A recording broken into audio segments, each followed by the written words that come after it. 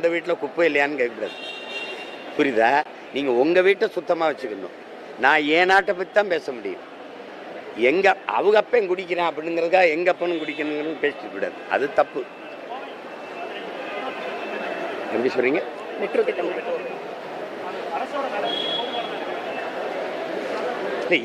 என்னோட தனிப்பட்ட எங்களுடையது. எனக்கு இந்த திட்டத்தில் உடன்பாடு இல்லை. உங்களுக்கு புரியுதுன்னு நினைக்கிறேன். 72,000 கோடி இதில் முதலீடு செய்யப்படுது. இதுவே பல மாவட்டங்களில், பல மாநிலங்களில், பல நாடுகளில் இது தோல்வியடைஞ்ச ஒரு திட்டம். உலக வங்கியின் திட்டம் இது.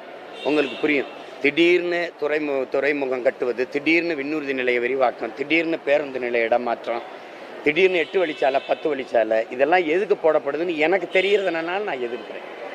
எனக்கு வேண்டியது இருக்கிற சாலையை, எல்லார் வீட்லேயும் வாகனம் இருக்குது, அரசு போக்குவரத்து இருக்குது, தொடர்வண்டி ஏற்கனவே இருக்குது, தானி இருக்குது, உந்துருளி இருக்குது. எங்களுக்கு போகிறதுக்கு ஒரு நல்ல பாதையை கொடுன்னு தான் கேட்குறோம். நீ அதுக்கு மேலே எல்லாத்தையும் மேலே கட்டுறேன்னா 100 பேரில் எத்தனை பேர் மெட்ரோவில் போகிறான்?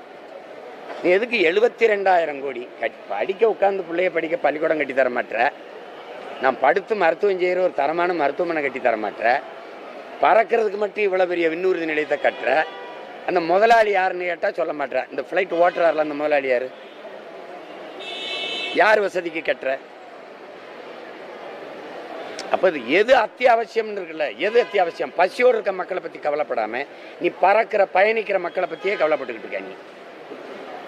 நீ வானூர்தி நிலையம் இருக்கிற மாதிரி, பேருந்து நிலையம் இருக்கிற மாதிரி, வணிக வளாகங்கள், திரையரங்குகள் இருக்கிற மாதிரி பள்ளிக்கூடங்கள், கல்லூரிகள், அரசு மருத்துவமனைகள் இருக்கா? அப்போ வலிக்குமா வலிக்காதா? அதனால் அதில் எனக்கு உடன்பாடு இல்லை. அது நிதியை கூடு, நாசமாக போ. 156 லட்சம் கோடி இந்தியா கடன் பெற்றுச்சு. என் மாநிலம் 10 லட்சம் கோடி கடனை தொற்றுச்சு. யார் தலையில் சுமத்திட்டு போவேன்?